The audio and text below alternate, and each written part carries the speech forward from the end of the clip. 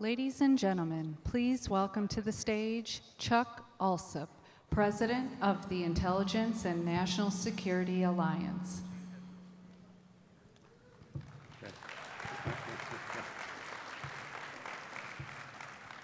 Thank you.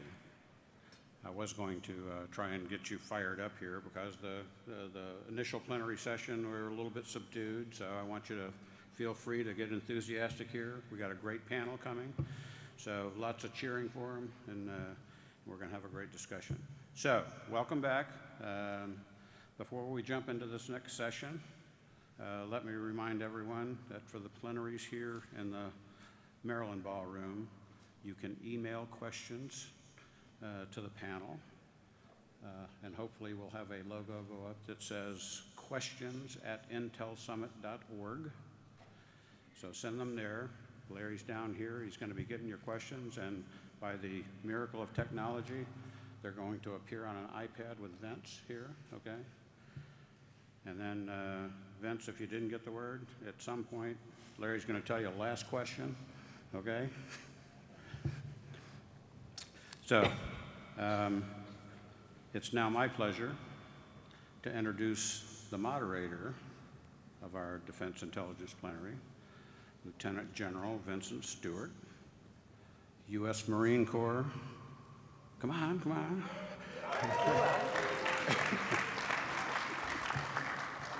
Retired. That's the part I was waiting for. And Vince is the founder and CEO of Stewart Global Solutions, an international consulting firm. General Stewart retired from the U.S. Marine Corps in April of this year after more than 38 years of service to the nation. So join me in thanking Vince for his service.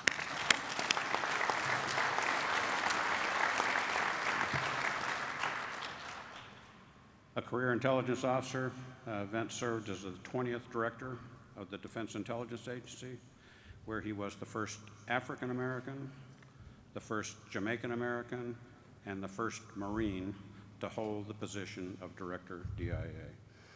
Ooh. General Stewart earned master's degrees in National Security and Strategic Studies from the Naval War College, and in National Resource Strategy from the National Defense University. Please join me in welcoming former director, good friend of industry, and my friend, Vince Stewart, to the stage. Over to you, Vince. All right. I don't usually let folks waffle on about my career like this, but since this is Chuck's last time, I let him get away with that a little bit. Thank you all for joining us this afternoon. We've got a very distinguished panel here this afternoon. If you don't know them, you're in the wrong place. I'm not going to ask them to do an introduction, tell you who they are and where they're from. We've got Ms. Kari Bingen, the Deputy Undersecretary for USDIA, Suzanne White, the Deputy at DIA, Jeff Kruse, who is now at JAIC, and Trey Whitworth, who's on the Joint Staff J2. The way I want to do this, I'm going to go through a quick round of questions. I want you to have your questions ready for follow-up. What I'll do with the questions is give them a chance to kind of set the stage, talk about what their highest priorities are, what their concerns are, how this industry could help, and then maybe on the back end we'll ask the question that I used to get all the time: what keeps you awake at night? So we'll do kind of a table-setting set of questions, and then we'll follow up, and we'll do this kind of quick pace, fast break basketball. So if a question is answered and we don't like the answer, we want to follow up, we'll jump right in. So I'm going to start with Ms. Bingen. Lots of conversation about human-machine teaming, AI, machine learning, and its implications for the intelligence community. You've described Project Maven as the pathfinder for AI and machine learning. Can you give the audience a sense of where we are with Project Maven, JAIC, some of the challenges you've seen, and some of the ways that we can be helpful as partners? Sure, Vince. Great. Thank you. Thanks. It's great to be here. Thanks, AFCEA and INSA. Love this event every year and really happy to be here participating. So Maven, I always love the chance to talk about Maven and artificial intelligence, machine learning. I always like to preface it by saying I think right now we're at its infancy. We're at the machine learning phase. We'd like to get to AI objectively, but we've still have quite a ways to go. Maven, it's a pathfinder. When we were here about 2 years ago, we were on track for within 6 months of authority to proceed to get an initial minimum viable product capability out to the field. Since that time, they have scaled pretty significantly in terms of increasing algorithm performance, scaling geographic locations. My boss was just out in theater a couple weeks ago and got to see it in action. Scaling across different ISR platforms. We're in dozens of legacy platforms now. And then scaling across different mission areas, not just full motion video, but other areas of Intel. So we're proud of that, but having a tremendous amount of work to go.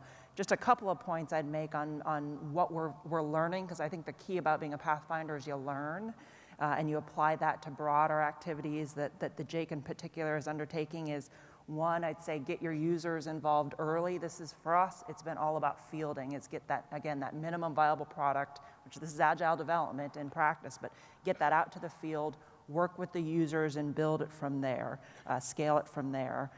Second thing I'd say is where we've learned the most has been in what we call the AI pipeline. So writing the algorithms, probably the easiest part. It's the upfront data access, data labeling, which is incredibly manual, integrating at the back end into weapon systems, doing all of the accreditation of all these different DoD systems.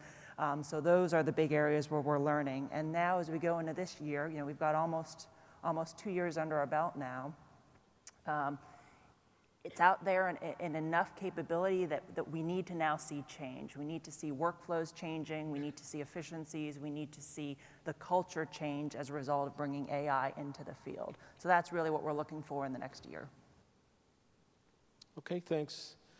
Suzanne, much has been said about the building of the analysts of the future, and while the analytic tradecraft will largely remain the same, the analysts of the future will still be inundated by a vast amount and growing amount of data. With all that data that the analysts will have to swim their way through, what's DIA doing to think about big data analytics, and where does MARS, a program we all hear about, fit into this analytic framework?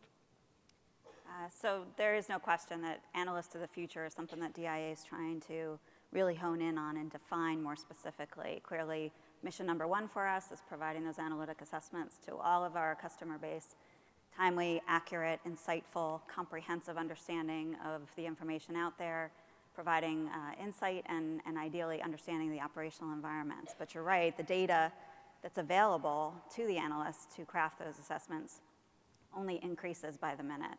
Not only that, but the operating environments that we have to assess are evolving. Space is a great example of that. So the types of data and the exquisiteness of that data are increasingly challenging for our analysts. So you name MARS as certainly top of the list, if you will, of the initiatives that DIA is undertaking to try to help our analysts make sense of all that information and fundamentally deliver more insights. So MARS is step one, and for those in the room who may not be that familiar, it's our effort to really develop and expand the data environment in which our analysts live. It accesses many more databases in kind of one fell swoop, if you will, allows for ingest of additional data sources that we don't currently have in an automated fashion, and ultimately, hopefully, will leverage some of the AI technologies as they mature to just allow more rapid and creative insights on the part of the analysts. But MARS is not it.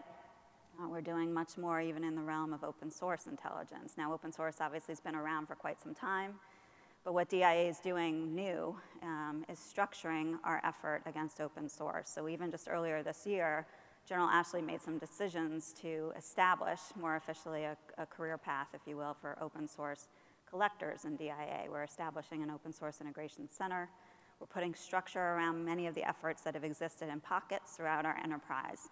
And the intent there is really to bring increased discipline around the activities that many of our analysts and collectors are undertaking now to drive some maturity into that process and ultimately to allow the analysts to leverage open source in a much more official, tradecraft compliant, and useful way. So that's number two that I'd highlight. And then finally, I'd highlight JWICS. None of this happens None of this is effective without a strong JWICS foundation. Now, JWICS has been around, as most people know, for 25 years, and it has to continue to evolve to meet the customer demands, which again are only increasing even outside the IC user base. The types of things that people are using JWICS for are evolving, and JWICS needs to be modernized to keep up with that. So we're undertaking some investments and some approaches to do exactly that. The time is now, given the need to support Mars, to support OSINT, and overall analysts of the future efforts. So JWICS is the top priority for us in that category as well. I'm probably going to come back to JWICS a little bit, just pick through what a future of JWICS might look like. So I'll come back to, and I'm going to skip Jeff for just a second because Admiral Whitworth and I talked a little bit about the challenges of producing intelligence in a timely manner in this environment. And one of the things is, Suzanne was talking, I was thinking about, when was the last time we used a national intelligence estimate? Because that's a pretty static document. It's almost obsolete at point of publication. Can you talk a little bit about the challenges of generating real-time intelligence in an estimative sort of environment, in a spiral sort of? Talk about some of the challenges of developing intelligence in this crazy world we're in. Yes, sir. Thanks for that question. So the chairman and the joint staff have made it clear that we need to focus on global integration, which means that we're not going to become fixated on regional conflict just as a regional conflict. We're going to look at opportunity costs. We're going to look at opportunity as it applies to other adversaries taking advantage. And that creates so many permutations of potential estimates.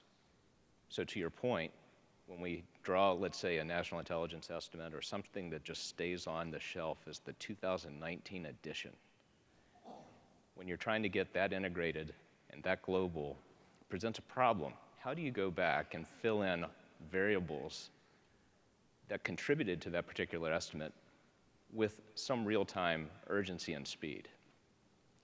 Enter what we were classifying as our joint concept for intelligence operations. And to your point, it's a spiral estimate. It's basically trying to get those Monte Carlos going with multiple variables so that we can rest assured that at least at some juncture, all of the data is being looked at, but we're being cued to at least possibly reassess for a new estimate. So in case our industry partners didn't pick up on that, static assessments, the static summaries that drive decision-making, it doesn't fit in the modern, very dynamic world. So how does industry help us to build that very dynamic spiral estimate as the world changes, as the variables changes? How do we see those different permutations so that that drives decision-making at the policy and strategic level? So that's an area that just having almost every publication that we put out there as an Intel estimate begins to be obsolete at time of printing. How do we make that more dynamic? That's the requirement. I'm going to leverage Jeff a little bit here. I've heard lots of questions today and comments about great power competition. Jeff spent 3 years as a J2 at Indo-Pacific. So he got to see one of the great powers carry out its strategy. So I'm going to ask Jeff to just kind of help us characterize the challenges you saw on the front end in the Indo-Pacific Command, specifically as China walked through its strategy. So I'll give you an extra 30 seconds so you can China in 30 seconds. Yeah. It's an easy one for any good intel officer. So let me add my thanks to everybody who's joining us today. Great conversations, and thank you, sir. So I think I would preface my conversation with China and my time at PACOM turned Indo-Pacific with 2 quick stories. In 2014 to 2015, I just happened to be running the CAG for General Breedlove out at UCOM and working through what was very much a similar problem set. Russia was going through an evolution, had conducted a handful of operations that they wanted to do under a certain amount of cover. And the question for us is how do you illuminate that, and then how do you convince the rest of your allies and partners or your own Department of Defense the threat that, in this case, Russia presented. The second piece is way back when, if you go back 10 years, when I was a student at the National War College, we had this very simple piece of China. It was 2 column by 2 rows, and it was China continuing to rise, and China unable to maintain that momentum, and then China being friendly to Western powers, or China being an adversary. And really, a decade ago, nobody was picking that quadrant. That was China being able to sustain its rise economically and domestically and internationally and militarily, while still presenting a challenge to the international order. So 2016, show up in Indo-Pacific, which is probably where you wanted me to start the story. And the first piece that I really came to grips with all the assessments that we had made a decade previously, China had far surpassed all of those estimations that we had made. We used to rely on a handful of things about China, that we had a quantitative and qualitative and experiential ability to do whatever they needed to do and go beyond. We were far more advanced in all of the areas that mattered. It turns out China had spent 5, maybe 6 5-year plans methodically over 25 or 30 years, systematically addressing all the areas where we had an advantage over the years that they could observe.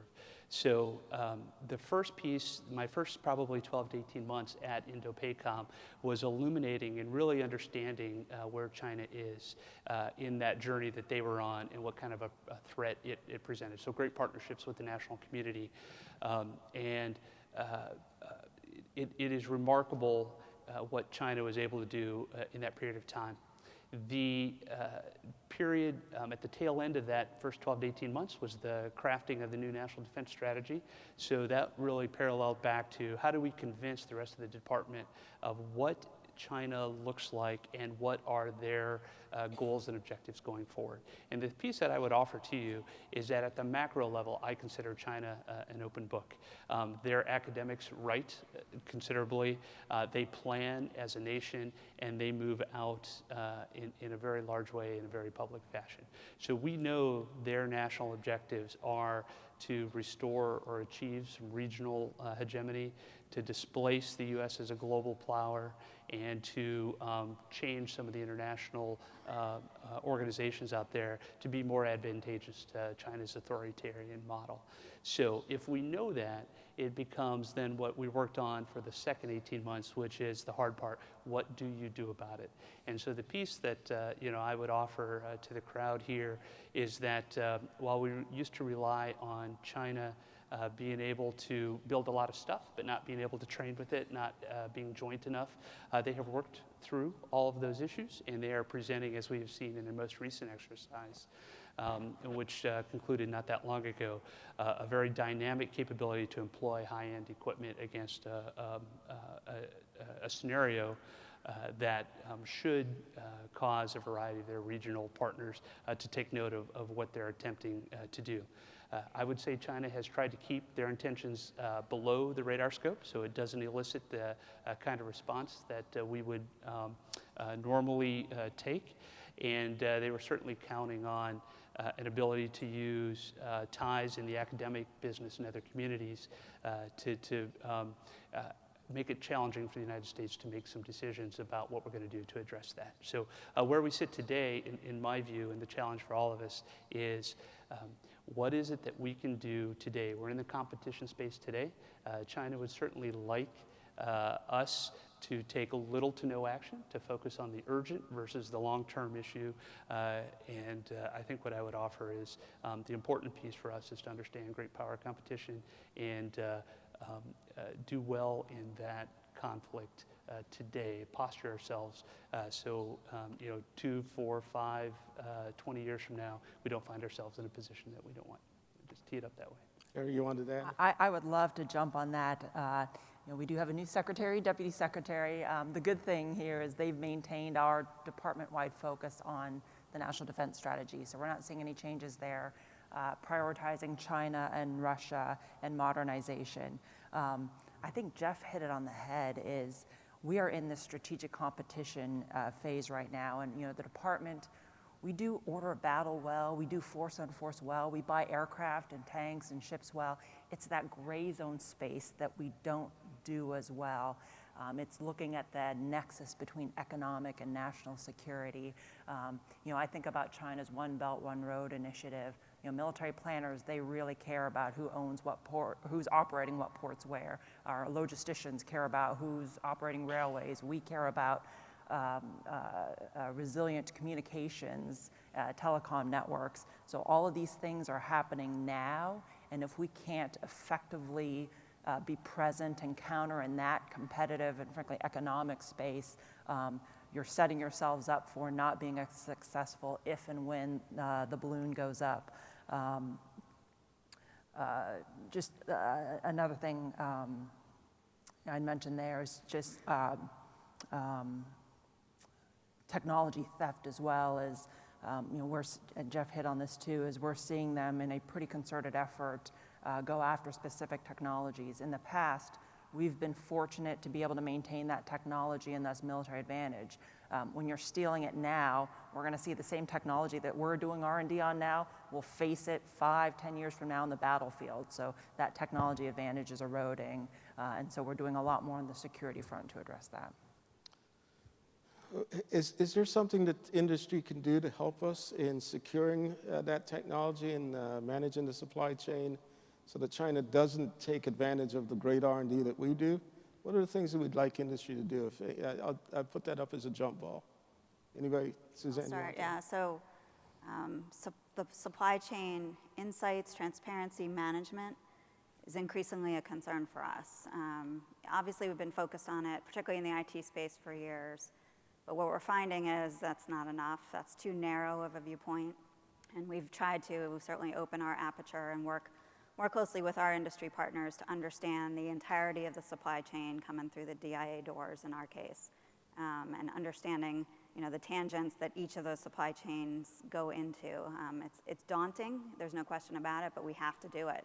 And we're increasingly looking to our vendors to come to us with transparent display, if you will, of your supply chain so that we can understand it, so that we can have confidence in it, and really make sure that everything that comes through the front door is uncompromised throughout, whether it's equipment, it could be cameras, it could be chairs, it could be furniture, it could be IT equipment, I could go on.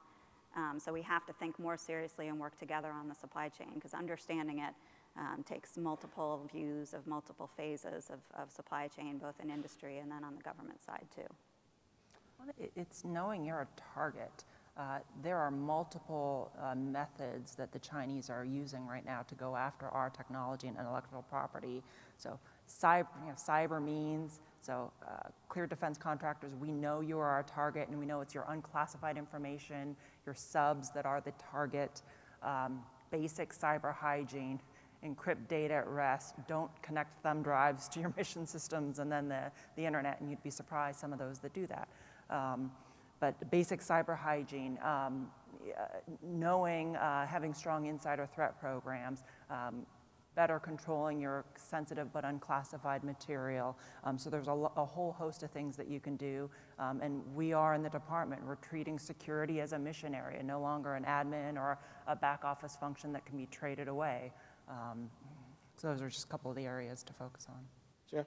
Sure, if I could add just a couple of pieces. One is for the first 25 years of my career, I had the luxury of not paying a lot to economic intelligence. And for a large part, we relied on various partners or very exquisite niche capabilities within the IC to do some of those pieces for us. The last 3 years, I've spent more time on economic intelligence and understanding the connections between economics and security issues, and industry's ability to help us work through those issues is certainly welcome.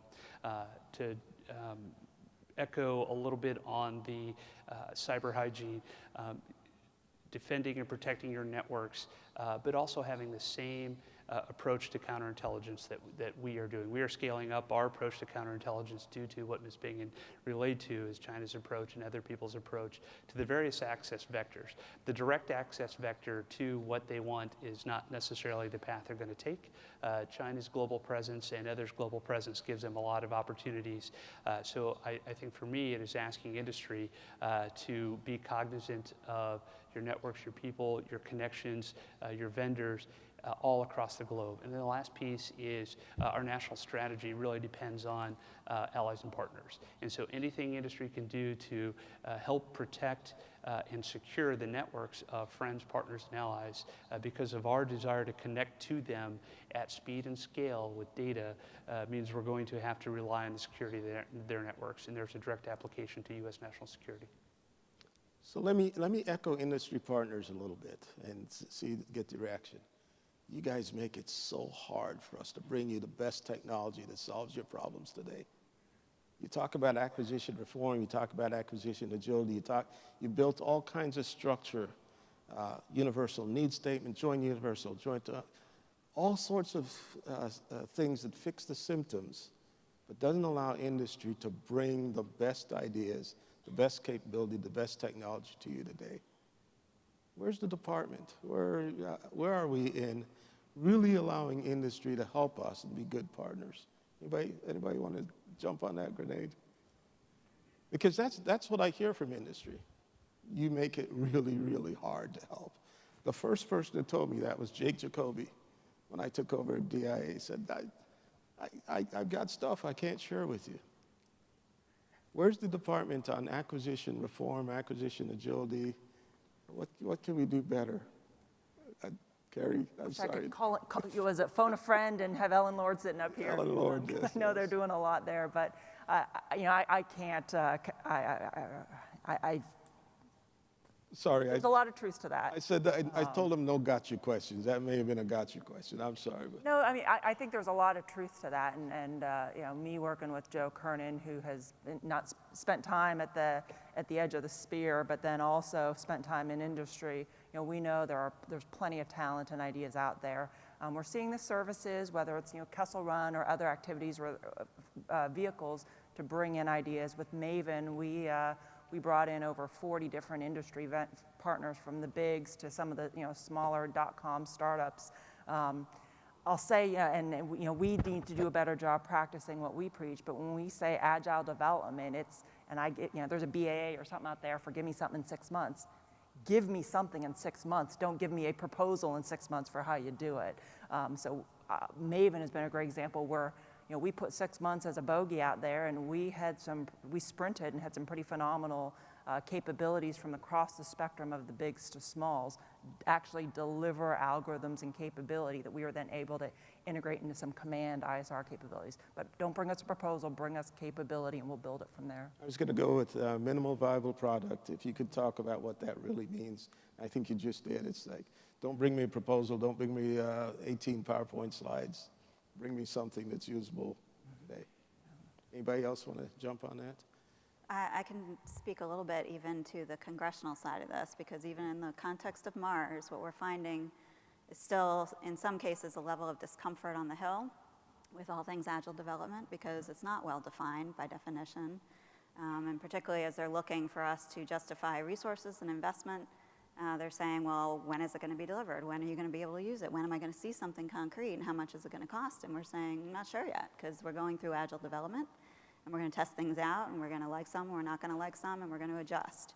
And some of them are still having a hard time embracing that and supporting that. So, yes, the department has work to do on it for sure, and we all have work to do on, frankly, leveraging some of the flexibilities that do already exist, but we also have to work with Congress on the receiving end, if you will, because they're fundamentally critical, of course, to us actually proceeding. Trey, did you want to? No, you didn't. Very happy with the USDI's response. Yeah.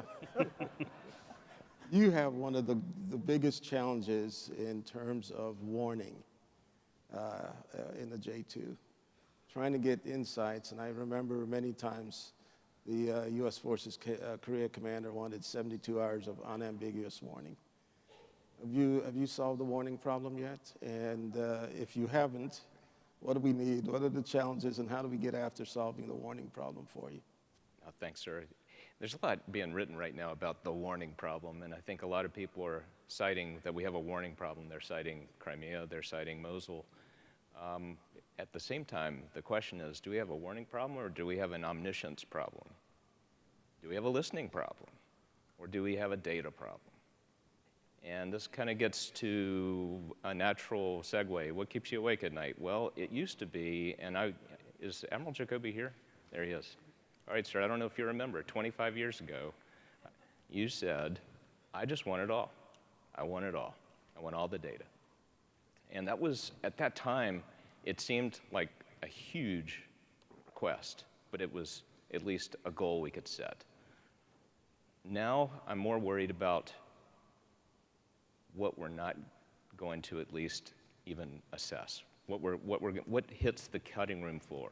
And so that really keeps me awake. On the warning problem, what hits the cutting room floor? So we need an application. We need a series of applications. We need some additional help so that we have the certainty that at least data has gone somewhere and has been processed through, and I'll just offer, perhaps machine learning, AI, to at least cue us what I was talking about before. New variables, you need to know this. You need to at least consider this. And that's where I would say that's kind of answer one on what keeps us awake. And it is directly tied to warning. The second would be also related, and that is assessing ourselves. And how do we know that we are assessing ourselves? This is actually tied into the joint concept for intelligence operations. It's kind of the second part, which is a spiral estimate of our own readiness. So as we get into this globally integrated world, and so many things could go wrong, so many warning problems could be out there, opportunity cost, et cetera, how do we know that we have all systems on go? How do we know that the federation that we've set up is working? How do we know that we've got at least the right number of analysts allocated to different warning problems that might be related? So it's a complex answer to what probably seems to people like a very easy question. But Jeff. Can I add one thing to that? So my vignette for warning that was instructive for me was, again, at Indo-Pacom, we had a subordinate, a sub-unified command at USFK, as everyone knows well, and of all the warning problems that are written with precision and tracked by the most number of people to provide the most collaborative results, that is the warning problem. But quite frankly, there's three major aspects to it, and one of them is warning of just internal stability for North Korea. So when we just swapped out, and I say just, it's been a little bit, USFK commanders, the USFK commander happened to come through the Indo-Pacom headquarters, did a series of office calls, and my first conversation was this: sir, what do you need warning of? Because we can't provide you warning of everything. And he rattled off three things which required a major rewrite of the warning problem. But to me, that's always step one, is understanding what do you want warning of, and then designing the warning problem, and being comfortable if 2 weeks later, what I want warning of changes. I don't have any questions yet, so either we're having a really great conversation and you guys don't have any questions, or we put you to sleep. But that's okay. You got questions coming? You're curating questions. We got to talk a little bit about cyberspace operations. U.S. Cyber Command is coming up on nearly 10 years now from the early days. How are we doing in terms of intel support to cyberspace operations? Have we thought our way through the right policies? Are we meeting the requirements from the Joint Staff, from the Combatant Command? How does DIA organize for support to cyberspace? Or is it just another intel thing that is plugged in this multi-domain world? Jump ball. I'll take a stab, having seen it at least from NSA's perspective, because I was not assigned to Cybercom, but I was a partner. And I think we're actually postured better than people think, mainly because cyber is a domain that is inherently intelligence-driven. People are in the domain. Intelligence analysts are in the domain when they do that collect and when they actually help an operation to occur. And so to think that it's broken and that there is not sufficient intel support to cyber perhaps reflects some people who aren't entirely familiar with what actually happens inside of an ops room.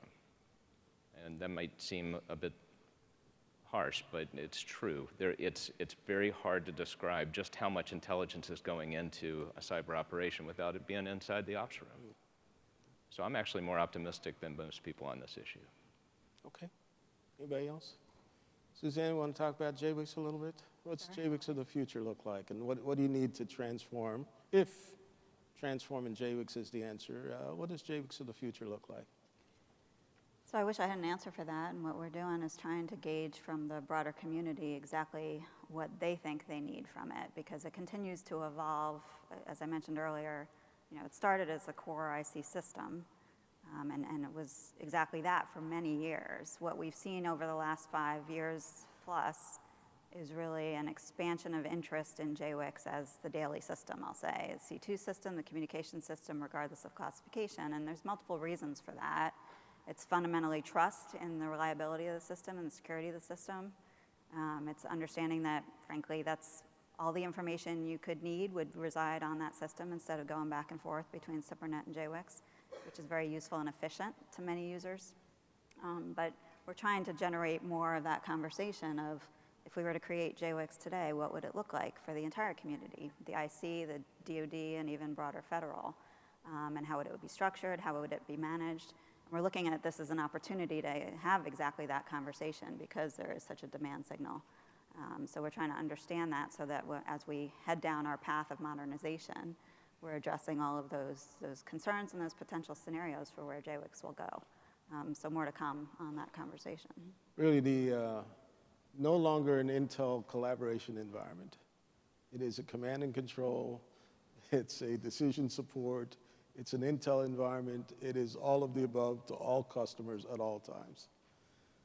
And the real question is that the right model? And if it's the right model, what does it mean for us in designing the next version of JWICS 4.0 or whatever the heck it is? But it is certainly evolved from, here's an Intel platform at the highest classification level to every combatant command, every J3, every J5, every has a JWICS box. Mm-hmm. Now the follow-up then, and you touched on it a little bit, is about partnering. Mm-hmm. What's the partner environment that allows us to collaborate in that space? And there are lots of different versions out there, but something we really need to think our way through. All right.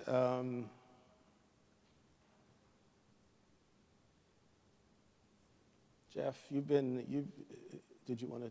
Oh, no. Sorry. Jeff, you've been in JAIC now for how long?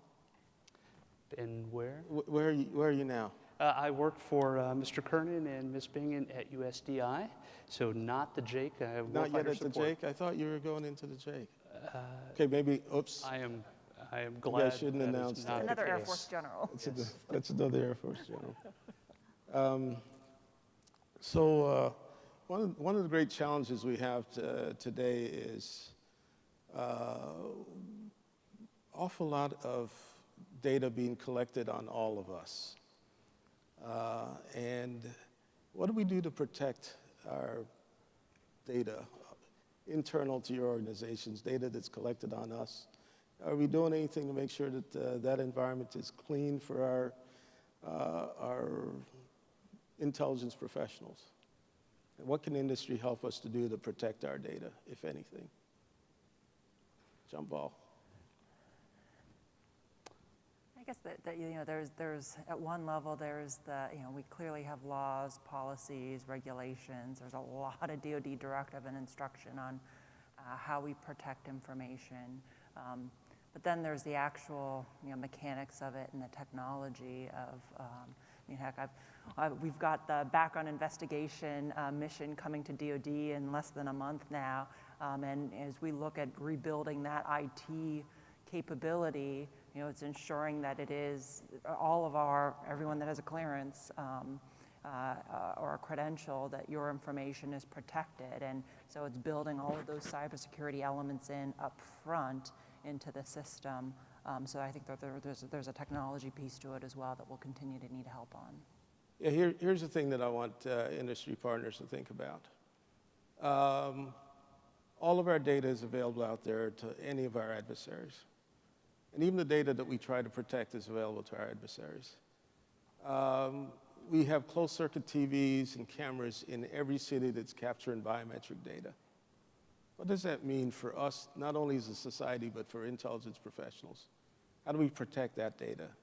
How do we make sure our adversaries aren't able to use that data? And so how industry can help us to think our way through biometrics, closed-circuit TV, all the data that's out there on the dark web that exposes all of us, but more importantly, some of our very sensitive collectors. How can industry help us to solve that problem? That's really where I want to go with that question. And you think about all the super squirrely stuff that we do, our human intelligence, our counterintelligence. The last 15 plus years of CT has been very much focused on vetting Taliban or whatnot in Afghanistan, but when you have a sophisticated adversary, Russia, China, those skills have atrophied quite a bit over the last decade and a half, and so we're working on rebuilding that, but you're not rebuilding it to what you did in the 70s or the 80s, you're rebuilding it in this modern technology environment where there's constant surveillance, smart cities, you're right, everything out there on the internet that our agencies are having to think through how they do that. Human CI cover all those aspects that are core intelligence missions. All right. Does DoD see commercial satellites as an alternative to national technical means? I'll say as a complement to national technical means. You're still going to have your need out there for some pretty exquisite high-resolution capability and other features that those satellites have. Maybe some additional protective measures given where the threat has gone in space. That you are willing to pay a premium on. At the same point in time, God, is it an exciting time to be in commercial space right now. I visited one place a couple of months ago where they're fine-tuning their production line to pump out 6-7 satellites a day. It's unfathomable for someone where it was 6-7 years. So there's some really exciting things there. So we absolutely, from NRO to others, have to take advantage of that. The other piece of it where industry can help us quite a bit is not just on the sensing side, but the TPED side. You go into a ground station today, it is manual, labor intensive. You have people moving around bars on computer screens. When you start getting into the constellations of the sizes that we're talking about, you can't have a person in the loop doing that manually. So all the automated tasking, automated collection optimization, the processing side of it, moving some of those algorithms and processing even upstream further, freeing up your analysts to do other things. There is a whole manual, labor-intensive, linear set of processes out there that we must do better, and if we're going to be dynamic, as you were talking about earlier, and much more responsive to the threat environment we're seeing vis-a-vis China and Russia. Yes? Go ahead, Trey. I would just offer, as a former J2 for US AFRICOM, a place where we have some partners that would really appreciate some of that commercial imagery. It has a perfect application there as well. It's for partnering, as we were talking about. It provides them at least with an avenue. I could add probably 2 vignettes to that as a former J2. The commercial imagery gains that we have seen over the last handful of years have been absolutely crucial, and it actually helps us get the most out of the national architecture. For example, Indo-Pacific was 52% of the Earth's surface, a lot of that covered by water. So how do you track open ocean areas? How do I track North Korean ship-to-ship transfers of illicit oil? A lot of times that was only in a certain periodicity, doing a high-resolution image with national technical means and using commercial imagery at every phase in between, and being able to stitch those together cohesively in a way that gave me the best picture. The best picture I had and could provide my boss was always a combination of the various pieces together.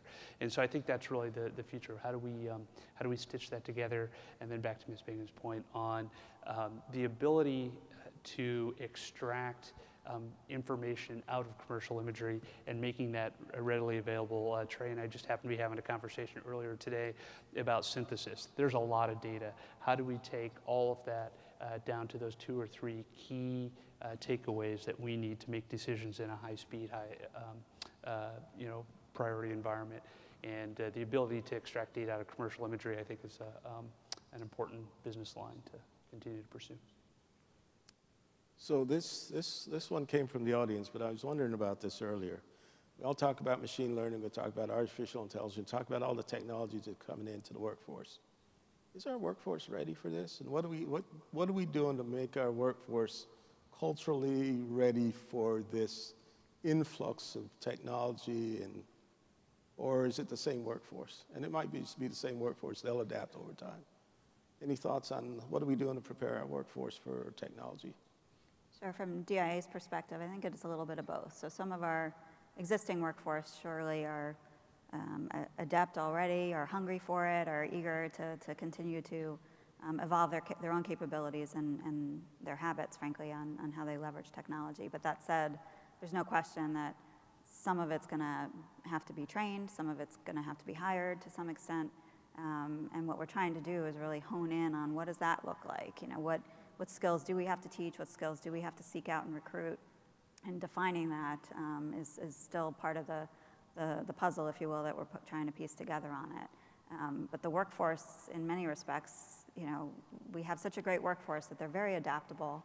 They're interested in trying new things. They like experimenting. They're, you know, just innately curious. So you put a piece of new technology in front of them, and they will play with it, and they will figure it out, and they will figure out what it can do for them, and they'll take full advantage of it.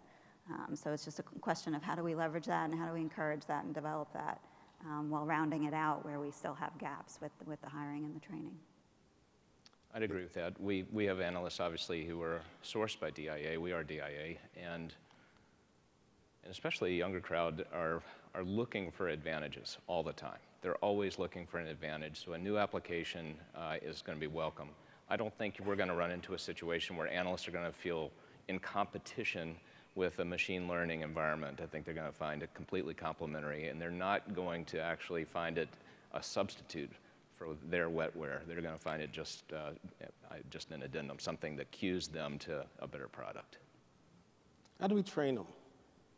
Because the training that we do today is probably not the same sort of training and preparation we need for the future analysts or the future workforce in this environment. Is there something we'd like industry to think their way through in terms of how we train, prepare our workforce to be successful in this next era? I want you all thinking about virtual training. I want you all thinking about the immersive, increasingly complex training.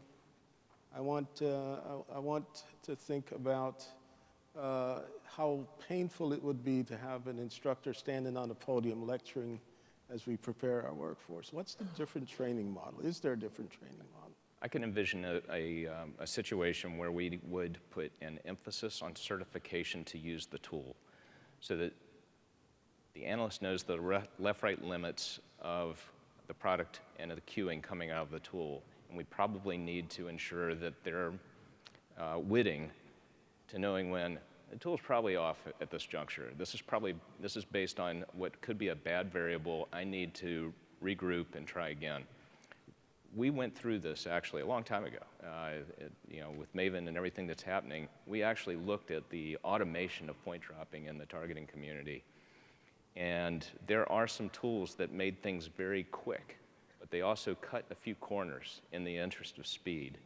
And so as we thought about it, we said, we want this tool, but at the same time, we want to know where it potentially is dangerous to precision and to accuracy. And that was the basis of certification for using the tool. The tool is actually used. It's not a substitute for the good old-fashioned way of dropping points. It just happens to complement the process. So I could envision analytically a very similar environment. You just know what your left-right limits are in terms of tolerances so that you can cue to yourself and to your chain of command that this was based on some machine learning. We might need to take another round. It also goes back to just, we need to preserve the hard critical thinking skills of our analysts, especially with all these different data sources that are even more readily available at their fingertips. So whether it be those machine learning tools, the traditional imagery or signals intelligence, but even I think publicly available information, we're using that so much more, but you have to be able to discern how reliable, how credible is this, and what kind of decisions are being made off of it. So there's, I think, an evolution of, I think, the trade craft and those critical thinking skills that have to evolve with the technology and all the different data that we're getting our hands on. Lots of the services are talking about multi-domain operations. When I started this business, the Army and Air Force did their thing, the Navy and Marine Corps did their thing, and Then we got to joint after Grenada, and then we started talking about air-land battle, and then we started talking about, now we're talking about multi-domain operations. What does that mean for the intelligence community? One.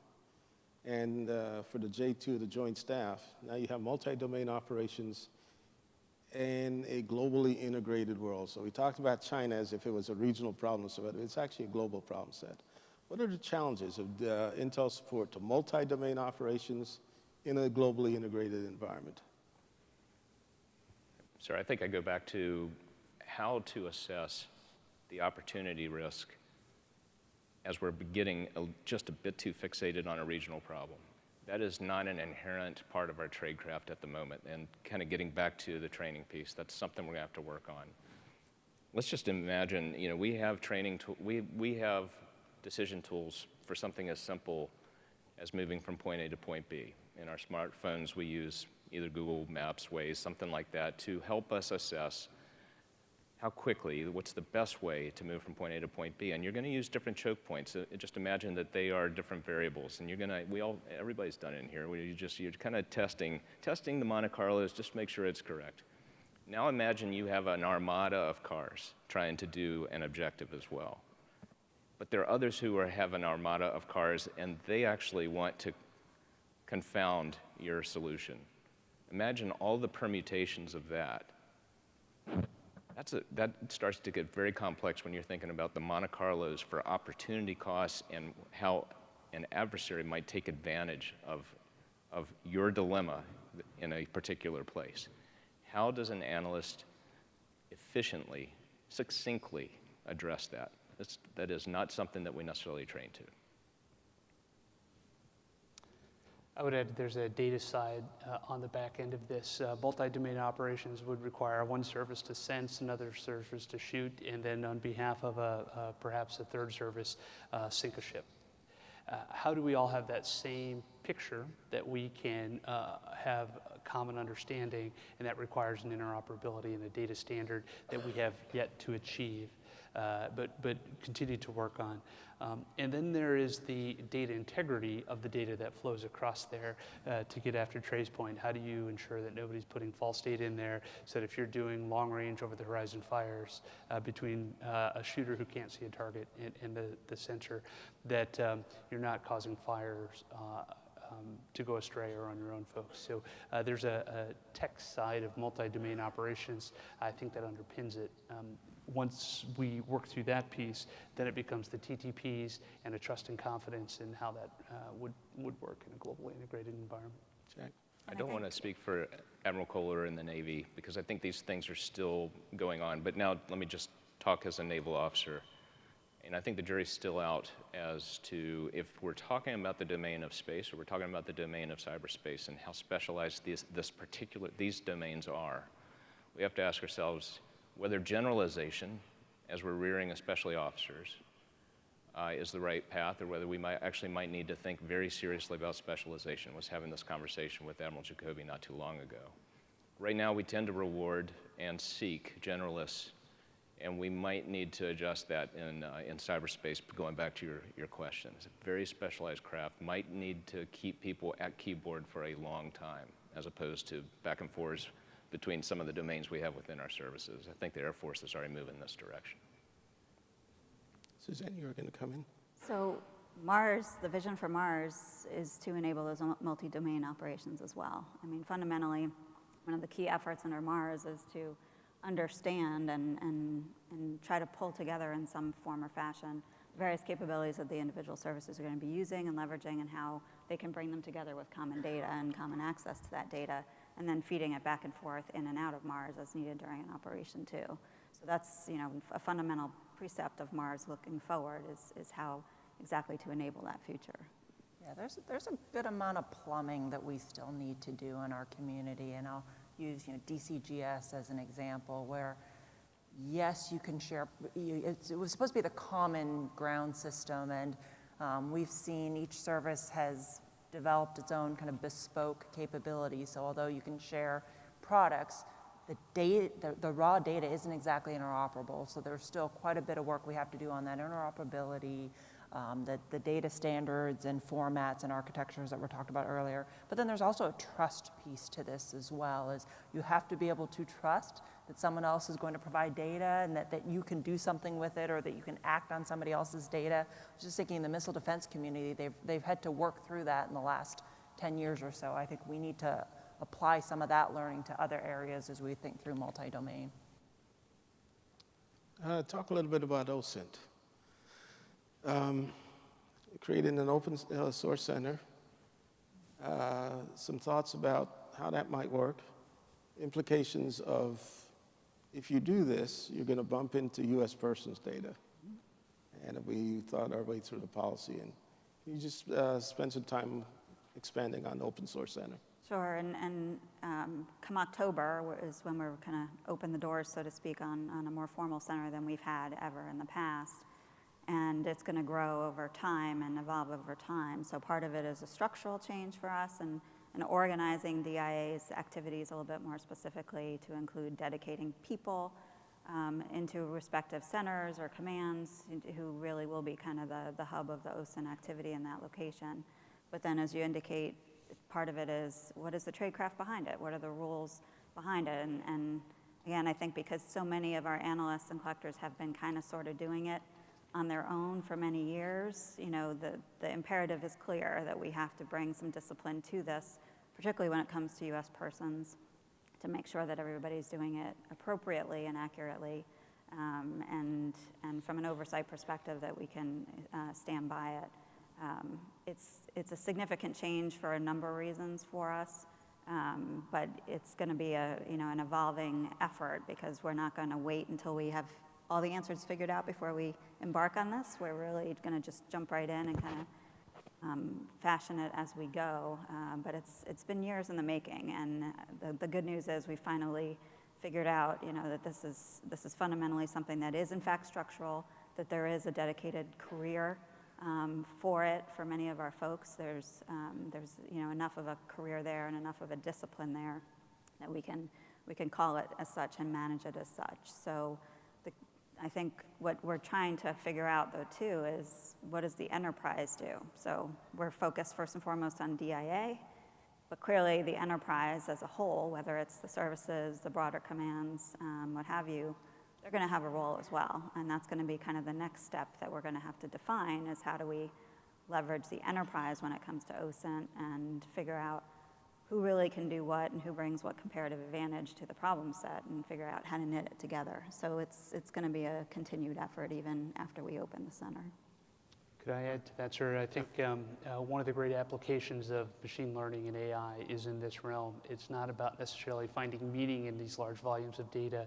It is doing attribution of that data, and can we use AI and machine learning to help discern is the person behind that particular bot or post or whatever tied to U.S. persons. And I think there's great opportunity there for AI and machine learning.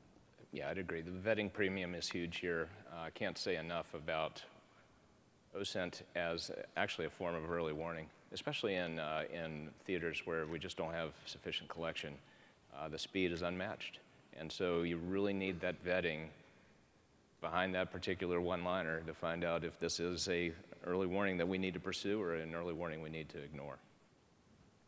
All right, in the intelligence community's assessment, to what extent will China dominate 5G communications? How prepared is the U.S. government to protect both government and commercial 5G networks from foreign threats? Can you jump on that one? Yeah, so if I can take it, I don't know that I can speak for the broader intelligence community. Yeah. I would say, you know, they it's one of their national priorities, so they have put a lot of effort and resource behind wanting to dominate in the 5G arena. I'd say technologically, I don't think that they're there yet, so it's not a foregone conclusion, and we will continue to have to stay after it. But this is an area we in the department are spending a good amount of time on and working with the intelligence community as well.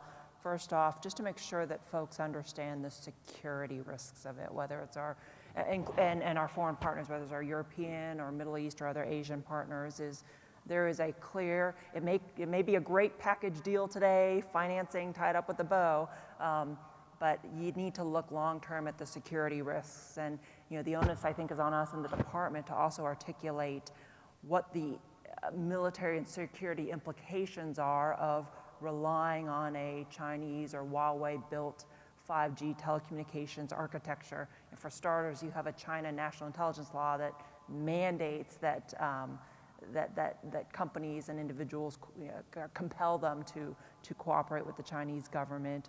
But on the military impact side, whether it's intelligence sharing or mobility, there are a tremendous amount of military areas that would be affected when we do not have trusted telecommunications capabilities with our close partners.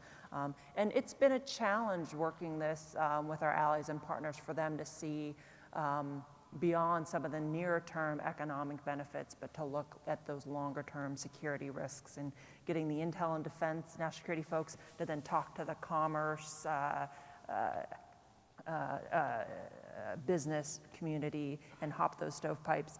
We are working in the department within our research and engineering group. So Dr. Griffin and Dr. Porter are leading an effort to create an integration test bed. So whether you're U.S. or other companies, and I would note there are other companies out there that are probably leading beyond the U.S. does not have an end-to-end solution, but they're working on developing an integrated test bed so that companies can come and test out and evolve their technology and work the integration pieces of it so that there are viable alternatives to a Chinese 5G system.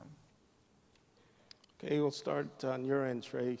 I think you touched on this a little bit already. What keeps you up at night? Anything else? I'm looking for the black swans. I'm looking for the things that we go, it's Russia, China, Iran, North Korea. Oops, it was. Yes, sir. What keeps you awake at I'm going to be honest with you. Very few enemies or adversaries keep me awake.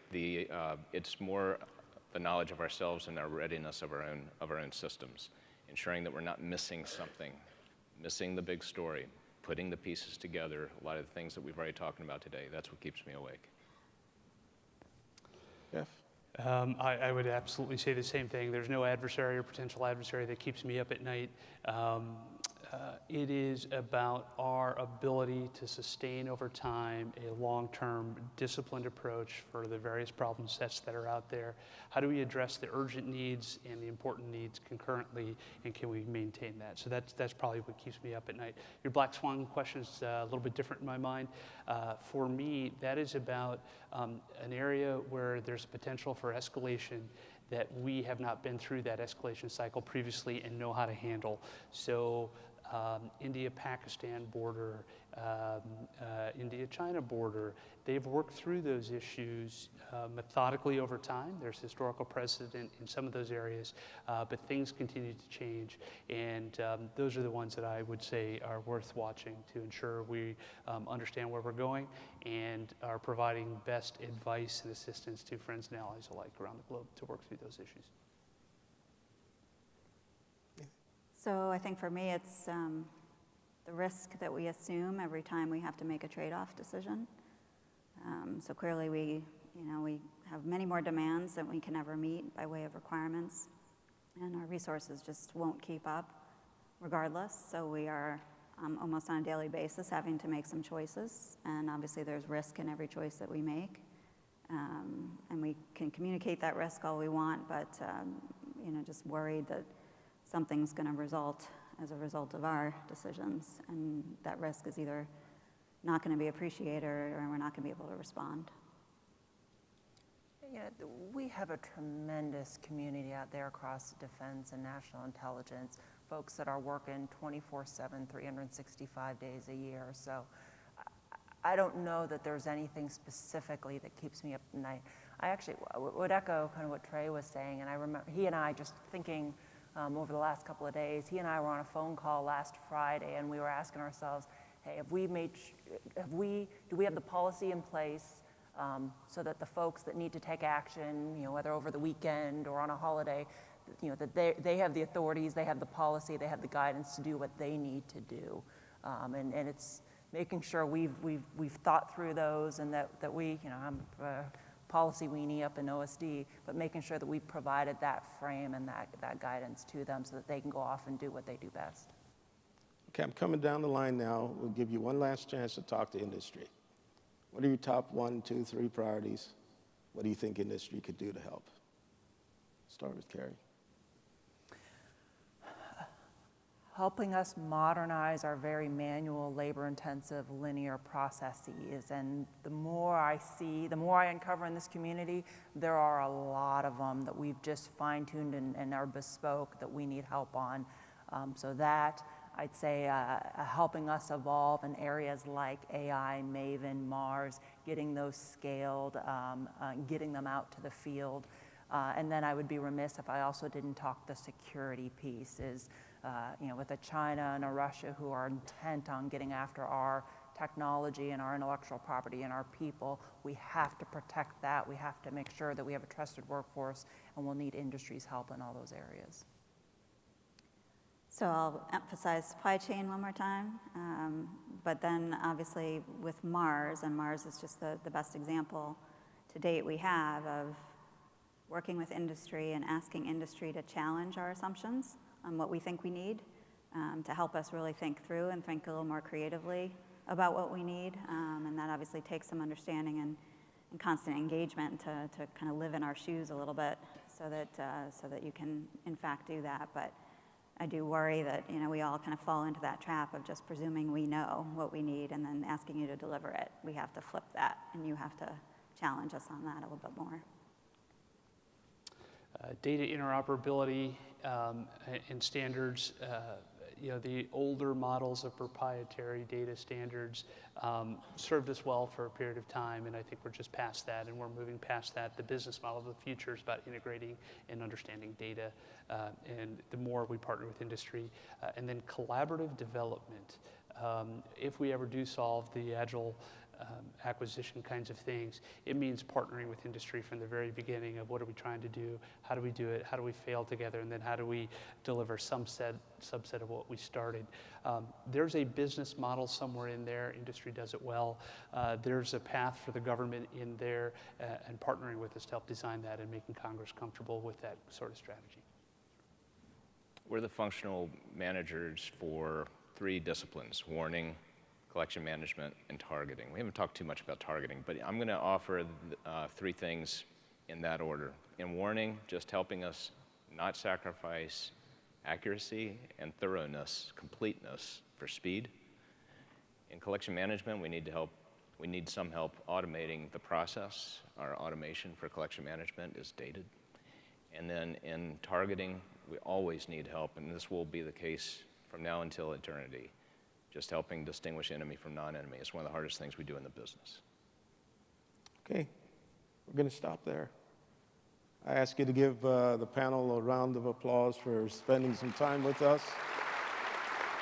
Hopefully we didn't give too many jump balls, and thank you all very much. And that will, Chuck, oh no, not Chuck. Okay, thank you, General Stewart, and all our panelists for that thought-provoking conversation. One more round of applause. I'm Bob Noonan. I'm the chair of the Intel Committee at AFCEA, and now it's my distinct pleasure to welcome Joe Schmank to the stage, and he's going to introduce the winners of the EPIC App Challenge. Joe is an INSA member, a member of the AFCEA Intelligence Committee, Chief Mission Officer Intelligence at Microsoft Azure Government Cloud, and all-around good guy. So, Joe, welcome.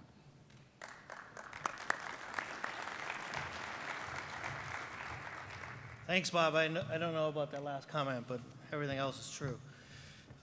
It's really my pleasure to be here in Microsoft representing our Azure Government Cloud program. I'm working with the EPIC committee as part of the AFCEA Intelligence Committee to make this challenge a reality. The challenge was given to a number of teams, and their effort was to extract open source news information, enhance it visually, and build a triage model and informing those who need to know about the information. Very much like what the panel just was talking about. The teams were assessed earlier today with a panel of judges, including myself, and it's now my honor to announce the winners. We had a number of entries. I'm going to announce an honorable mention and then 3 winners, and then the last winner, I'll ask that team to come to the stage for receipt of a very large check somewhere over there and take a picture.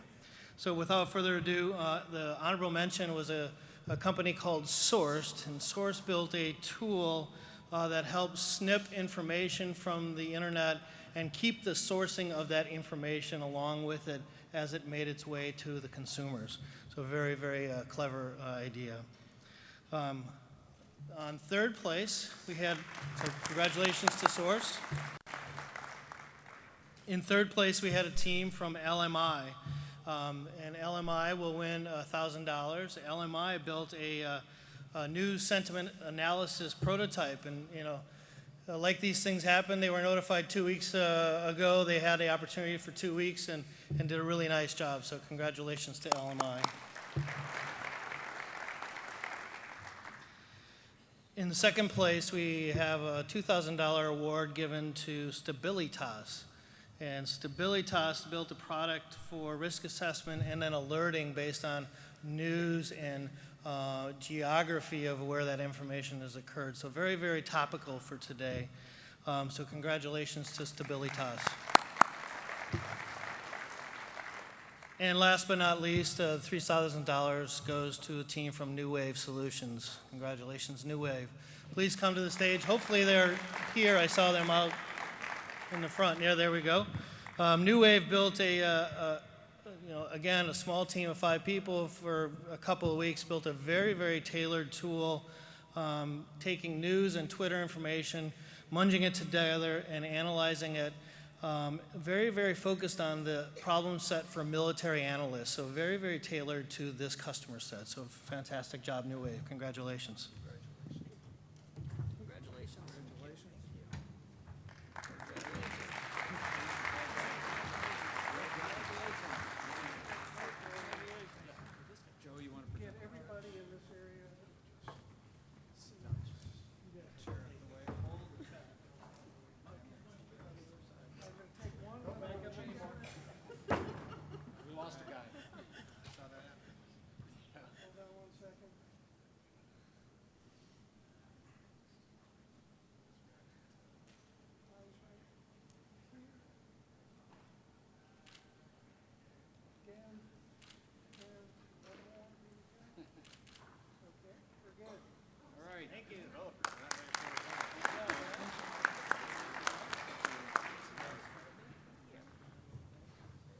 And they said they'll use the check to buy anybody a drink right afterwards. That's not true. That's not true. All right, ladies and gentlemen, another round of applause. These are great competitors here. Okay, we've lost a lot of people, but in closing, tomorrow we'll reconvene again at 8:30 a.m. for our Challenges and Opportunities in Space plenary session. This concludes day one. Enjoy the reception that is sponsored by Raytheon. Thanks, everybody.